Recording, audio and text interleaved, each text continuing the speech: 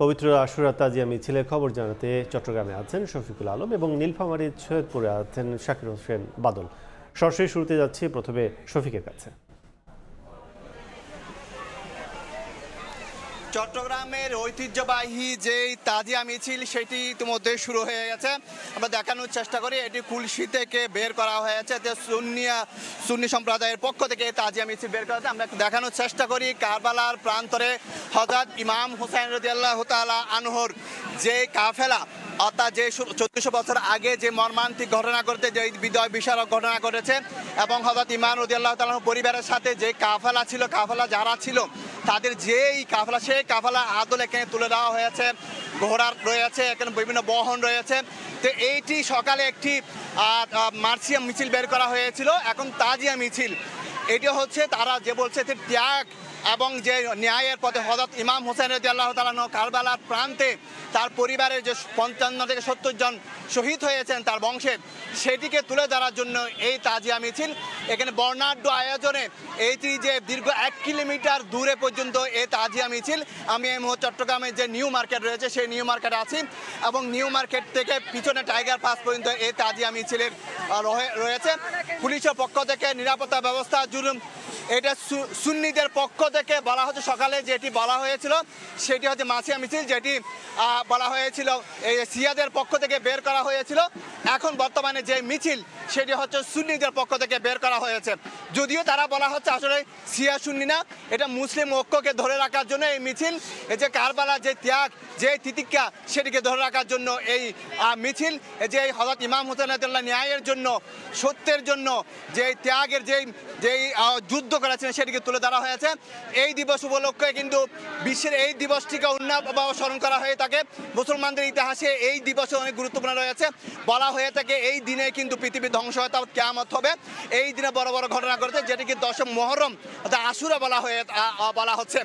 এবং এখানে বলা হয়েছে পুলিশের পক্ষ থেকে কোনো ধরনের যে কাছি, ছুরি, কোনো ধরনের যে বিস্ফোরক কোনো দ্রব্য বহন করা যাবে না, সেইটির জন্য কিন্তু বিশেষ নিরাপত্তা জোরদার করা হয়েছে।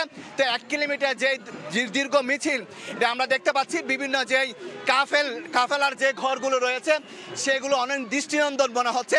এবং এই মুহূর্তে এখানে মাঝে মাঝে যে কোনো জায়গা থেমে এখানে লাঠি খেলা হয়ে থাকে। কারবালার প্রান্তরে যে যুদ্ধ হয়েছিল সেই যুদ্ধকে প্রতীকী হিসেবে তুলে দেওয়ার চেষ্টা করেছে।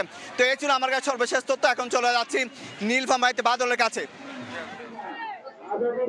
আমরা এই মুহূর্তে দাঁড়িয়ে আছি শহীদি কারবালার প্রান্তরে। এটি একটি প্রতীকী কারবালার প্রান্তর। এখানে যারা গত 7 তারিখ থেকে পাইক সেজে যে বস্ত্র পরিধান করেছিল সেই বস্ত্র আজকে এখানে তারা খুলে এই প্রতীকী কারবালার চারিদিকে 7 বার ঘুরে তারা তাদের আজকের এই মান্যতের কাজ সমাপ্ত করবেন। আপনারা দেখছেন যে এই মুহূর্তে একটি পাইক দল ভিতরে প্রবেশ করলো, যারা এই প্রতীকী কারবালার চারিদিকে 7 পাক লাগাচ্ছে, 7 বার ঘুরবে তারা। আপনারা দেখছেন যে এরা গত 7ই মুহররম থেকে এই বস্ত্র পরিধান করেছে এবং মান্যত করেছে তাদের নিজের শারীরিক সুস্থতার জন্য বা ব্যবসার উন্নতির জন্য। বিভিন্ন বিষয়ে তারা মান্যত করেছে। কেউ 10 বছর ধরে করছে, কেউ 20 বছর ধরে করছে, এমনও আছে যে 30 বছর ধরেও এই মান্যতে অংশগ্রহণ করছে। আজকের এই মুহূর্তে তারা এখানে 7 পাক ঘোরার পর তারা যে 7 দিন ধরে বস্ত্র পরিধান করে আছে সেটি আজকের খুলে তাদের মান্যতের কাজ শেষ করবে। গত 7 তারিখ থেকে, গত 7ই মুহররম থেকে পবিত্র আশুরা পালনের যে আনুষ্ঠানিকতা শুরু হয়েছিল, আজকের তার কিন্তু শেষ দিন।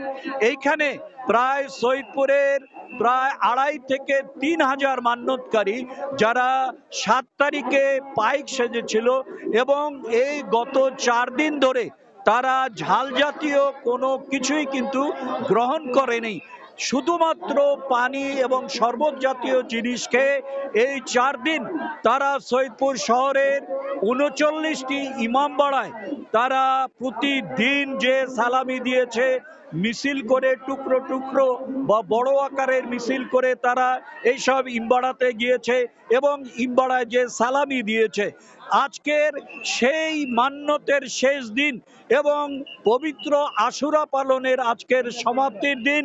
এই সমাপ্তি দিন উপলক্ষে আপনারা দেখছেন যে এই প্রতীকী কারবালার স্মরণীয় কারবালার মাঠে প্রচুর লোকের সমাগম, হাজার হাজার শিশু, নারী, পুরুষ এদের সমাগম হয়েছে। তারা এই তাজিয়া দেখার জন্য, এই ইমাম হোসেন হাসানকে তাদের শ্রদ্ধা এবং ভক্তি জানাবার জন্যই কিন্তু আজকের এই মেলায় তারা আজকের এই কারবালার প্রান্তরে উপস্থিত হয়ে হযরত মুহাম্মদ সাল্লাল্লাহু আলাইহি সাল্লামের প্রিয় দহিত্র ইমাম হাসান হোসেনকে ভক্তি ভরে শ্রদ্ধা জানাবার জন্য এবং তাদের মান্যত শেষ করার জন্য আজকের এখানে উপস্থিত হয়েছে। এই ছিল আমার কাছে সৈয়দপুরের প্রতীকী কারবালা থেকে 10ই মহরম উপলক্ষে সর্বশেষ। তাজিয়া মিছিলের খবর জানতে এখন সরাসরি এসেছিলাম সৈয়দপুর ও চট্টগ্রামে।